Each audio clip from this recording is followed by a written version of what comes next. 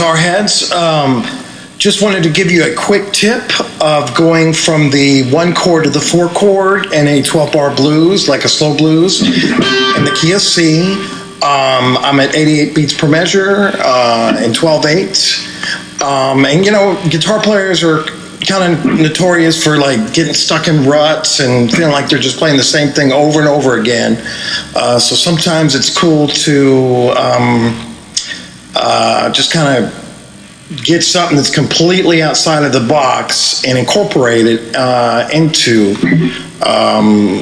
a song. So anyway, let me play the lick for you. So this would be going from the 4th measure to the 5th measure, and I'll play it nice and slow for you.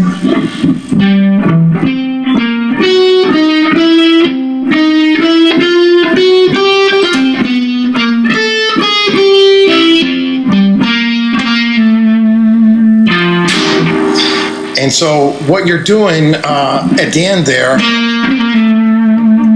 you're ending on the major 3rd of the 4 chord, which is an A, because the 4 chord would be an F in the key of C. And what's so cool about that, the 3rd is what determines if a chord is major or minor. So it's it really gives it that definitive sound. So anyway, let me play it over some 12-bar blues so you can kind of hear what I'm talking about.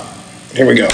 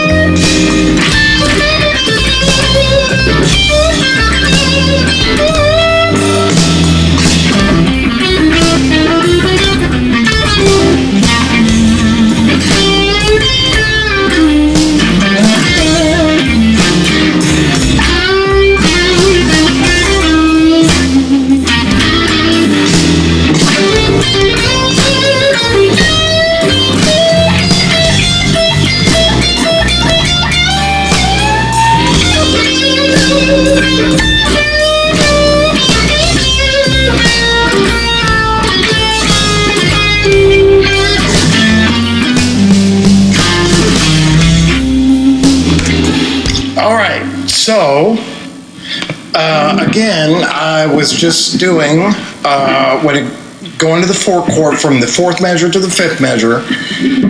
Here's the lick again.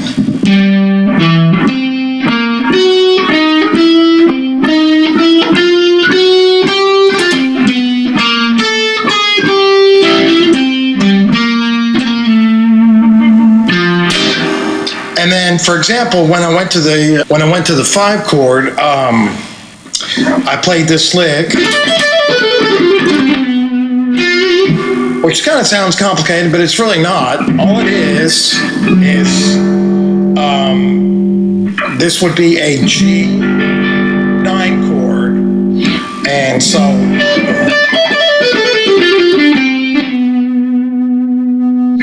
And then I know one of the licks that I did was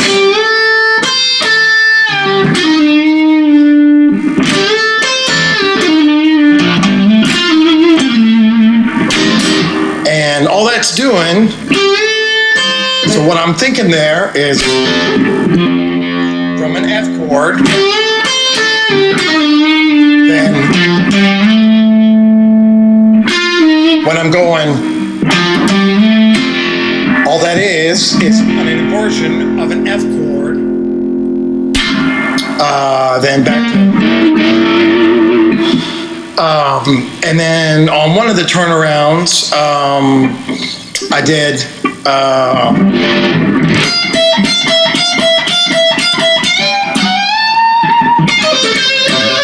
And that right there is just straight from B.B. King. It's kind of that B.B. box. So what I do is I actually pluck, so I'd be on the 15th fret, I pluck with my middle finger the 15th string and bend up a whole step and a half step. Then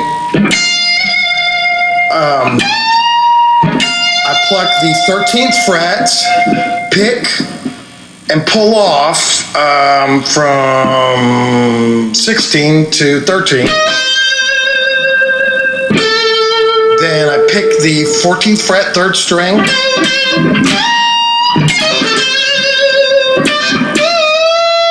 Then I'm bending up to the major 3rd. So I'm always, whenever I'm talking to my students about soloing, I don't think more scales, I think more chords. So a cool thing to do is to, without any chords behind you, is to come up with a melody and where you're hitting these like target notes. Like, so for example, on a C chord, hitting an E, you're hitting the major 3rd. Okay, and if I'm going to the 4th chord,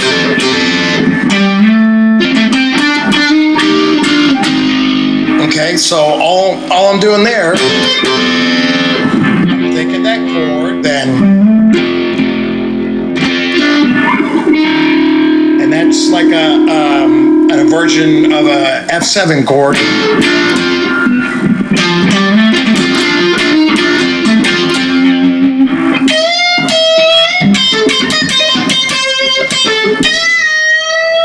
So what I'm doing there is I'm bending from the minor 3rd to the major 3rd on the 1 chord. Then when I get to the 4th chord, I might go. So I'm not thinking any scales there. What I'm thinking, okay, it's the 4th chord, it's the F chord. I know that this is an F7.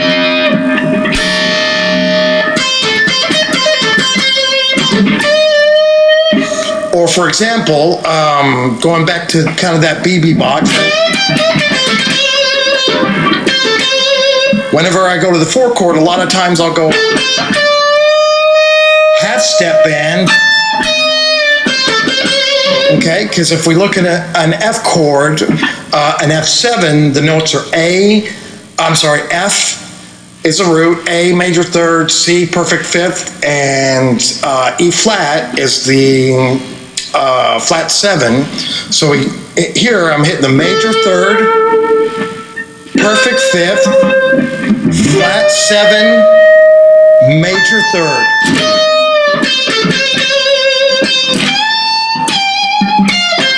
Then going back to the 1 chord.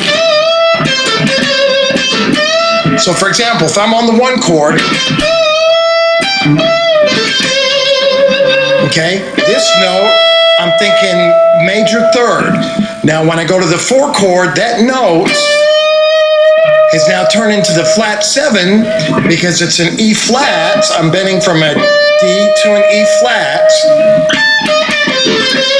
Okay, so in an F chord, an E flat is a flat 7, meaning that you take an F major scale, 1, 2, 3, 4, 5, 6, 7, and you flat the 7th degree.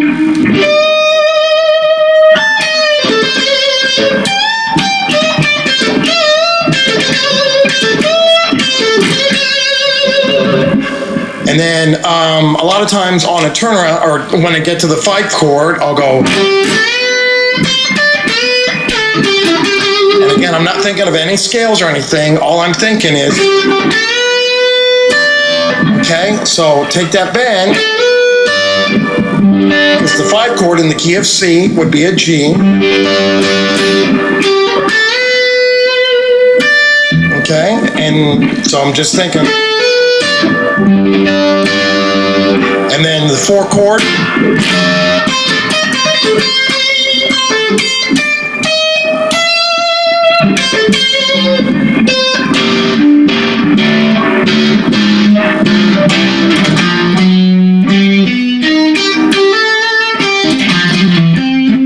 there, all I'm doing is going 4, sharp 4, 5, and then this is an augmented chord.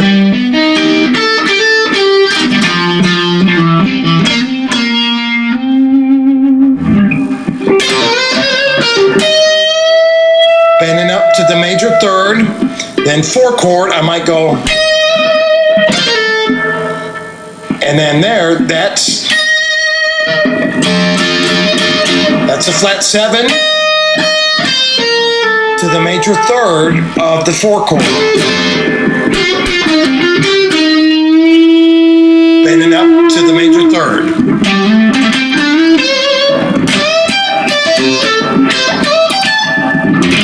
Oops.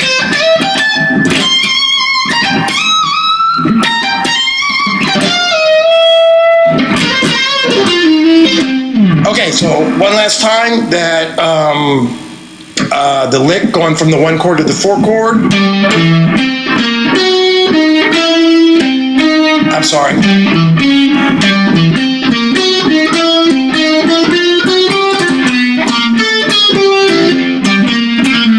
Do that again for you one last time, real slow.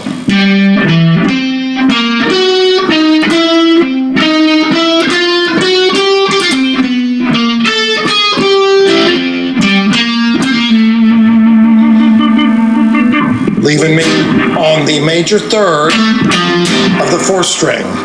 And so one last kind of tip is whenever you're doing soloing, you always want to kind of do counterpoint, meaning like a call and response. So guitar players are kind of notorious sometimes just for playing all the time and having no rest.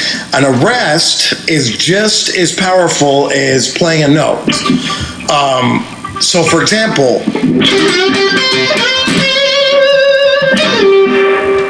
got a rest there. Rest.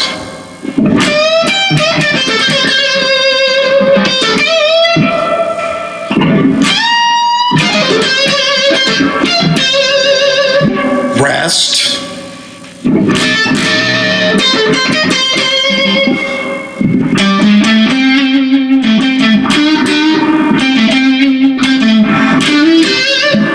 Take a nice long rest.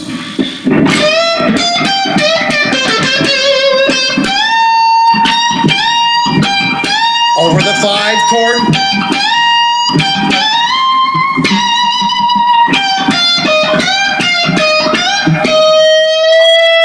And I'm just bending up to the major third there.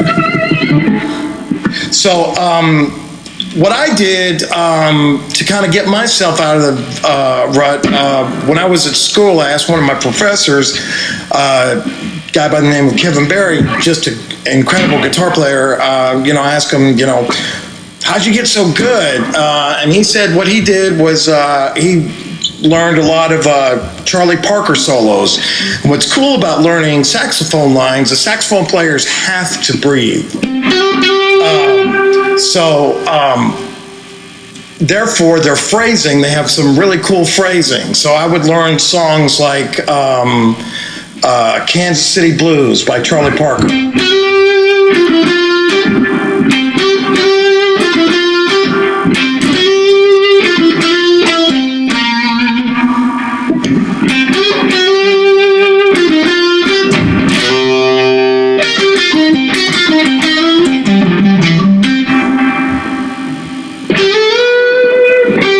Oops.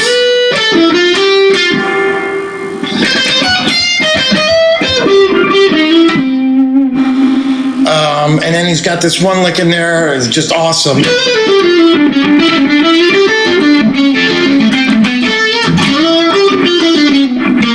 I'm sorry.